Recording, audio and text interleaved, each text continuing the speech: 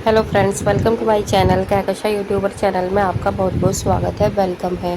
तो फ्रेंड्स, हम आपको बता दें, इंडियन आइडल सीज़न 15 में रागिनी शिंदे, जिसे कि आज की डेट में सभी जानते हैं उनकी सिंगिंग की वजह से, उनकी आवाज़ की वजह से, उनकी उम्र की वजह से और उनके साथ में जो अन्याय हुआ है, जो गलत हुआ है उसकी वजह से। तो कई सारे रीज़न हैं जिसकी वजह से इंडिया उन्हें जानती है बहुत अच्छे से और बहुत ज़्यादा प्यार मिल रहा है उन्हें इंडिया से। तो दोस्तों, चलिए पूरी खबर हम आपको आगे बताएं कि रागिनी शिंदे के साथ में क्या नाइंसाफ़ी हुई है और अब क्या श्रेया घोषाल को वाकई में उस चीज़ का पछतावा हो रहा है या नहीं। लेकिन दोस्तों, उसे जानने से पहले अगर आपने अभी तक हमारे चैनल को सब्सक्राइब नहीं करा है, सब्सक्राइब कर लें और बेल आइकन भी ज़रूर दबा दें ताकि अगली नोटिफिकेशन आपको सबसे पहले मिले। तो दोस्तों, जैसा कि हमने आपको बताया है कि इंडियन आइडल सीज़न 15 में रागिनी शिंदे, जो कि बिगनिंग से ही यानी कि शुरुआत से ही ऑडिशन से ही छाई हुई हैं। देखिए, उन्हें स्टार्टिंग से ही इतना ज़्यादा फेम मिल गया, इतना ज़्यादा प्यार मिल गया कि जब उन्हें एलिमिनेट किया गया तो ये सोचिए कि आधी इंडिया उनके साथ थी कि रागिनी को वापस लिया जाए, फिनाले में वापस लिया जाए और उन्हें परफॉर्म करवाया जाए। और जो भी डिसीज़न होगा टॉप 5 में आने के बाद, जो वोट जनता देगी उन्हें, उसे जनता कबूल करेगी। लेकिन दोस्तों, ऐसा हुआ नहीं, क्योंकि यहाँ पे जो हमारे 3 महान जज बैठे हुए हैं, जिसमें से एक है विशाल दादलानी, दूसरे हैं श्रेया घोषाल और तीसरे हैं बादशाह। तो अगर हम बादशाह को एक तरफ रख दें तो बाकी की जो 2 बचे हुए हैं जज, यानी कि श्रेया जी और विशाल जी, तो इन दोनों की ही वजह से हमने देखा कि रागिनी शिंदे को इंडियन आइडल 15 से निकाल दिया गया। तो यहाँ पे देखिए, चैनल वालों ने या तो पहले से ही डिसाइड कर रखा था कि किस कंटेस्टेंट को कहाँ तक लेकर आना है। हाँ, हम ये कह सकते हैं जो टॉप 15 जो इन्होंने स्टार्टिंग से चुने थे, यानी कि जो इन्होंने ऑडिशन में सिलेक्ट किए थे टॉप 15 कंटेस्टेंट, वो जजेस की एक तरीके से हो सकता है सिलेक्शन। उसमें भी देखो, यहाँ पे ऑडिशन में ही इन्होंने टीआरपी बढ़ाने के लिए रागिनी को पहले एंट्री नहीं दी।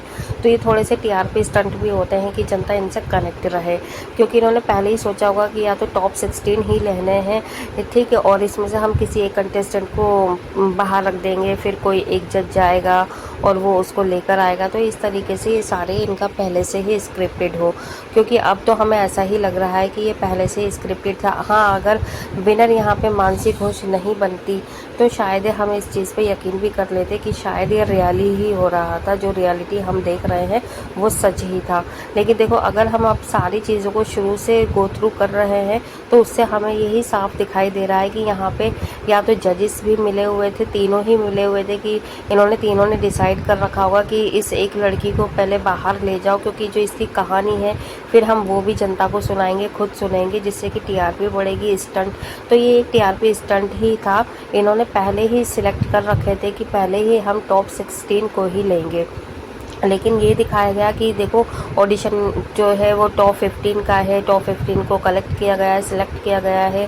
लेकिन बादशाह ने अपनी इजाज़त से, अपनी मर्ज़ी से यहाँ पे रागिनी को लेकर आए वो। और यहाँ पे फिर जब रागिनी को लेकर आए तो फिर साथ में रागिनी की स्टोरी भी बताई गई कि कैसे परिवार से वो आई हैं और किस तरीके से उन्होंने स्ट्रगल किया और किस तरीके से उनके माँ बाप ने उनके भाई की जान बचाई रागिनी के थ्रू, बोन मैरो ट्रांसप्लांट करके। तो इस तरीके से देखो, एक तरीके से उनकी बीमारी जो थी, उनकी फैमिली जो स्टोरी थी, वो पूरी इंडिया के सामने लेकर आना।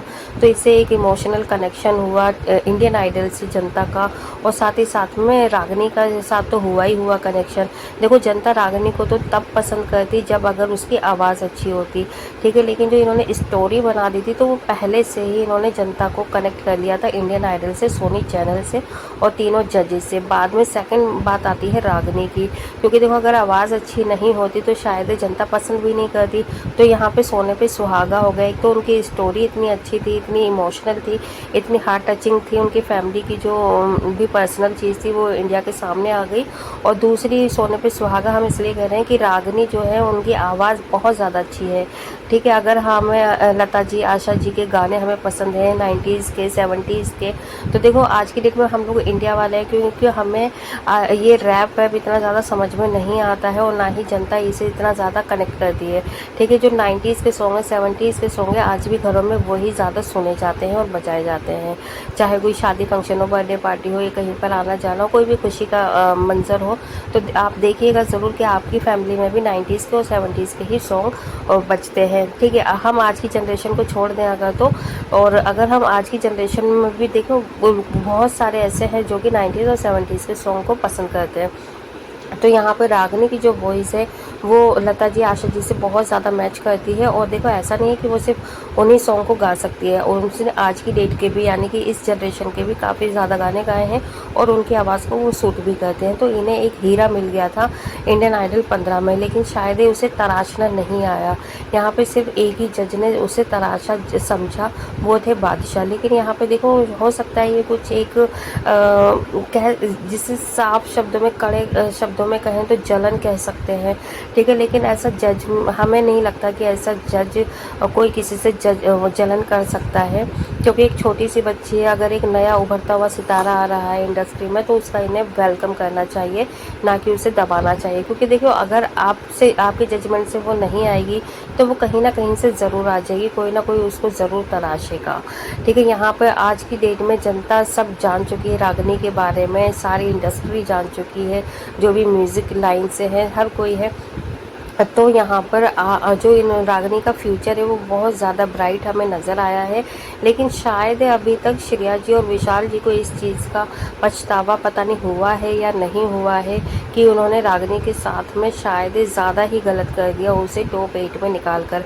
एटलीस्ट उसे मौका तो दिया जाता टॉप 5 तक लेकर आने का, क्योंकि ये तो बिल्कुल अनफेयर डिसीज़न था रागिनी को बाहर निकालना, क्योंकि उन्होंने ही बॉटम में डाली थी रागिनी को। अगर वो चाहते तो वो उसे आगे ले जा सकते थे। तो ये सब हुआ है इनके साथ में, रागिनी शिंदे के साथ में, और शायद श्रेया को इस चीज़ का पछतावा होगा या नहीं होगा। वेल दोस्तों, आप क्या समझते हैं, क्या श्रेया को आने वाले टाइम में इस चीज़ का पछतावा होगा, क्या श्रेया वाकई में ही नहीं चाहती थी कि रागिनी आगे बढ़े?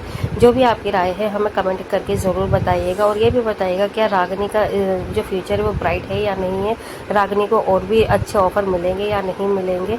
और अगर आप रागिनी को पसंद करते हैं तो प्लीज़ वीडियो को लाइक ज़रूर करिएगा, और अगर आप चाहते हैं कि और भी अपडेट आपको हमारे चैनल पर इस तरीके की मिलती रहे तो चैनल को सब्सक्राइब करे बिना मत जाइएगा। मिलूंगी और भी नए अपडेट के साथ रागिनी, इंडियन आइडल और भी रियलिटी शो से रिलेटेड लेकर। तो दोस्तों, अपना ख्याल रखिएगा, बाय बाय।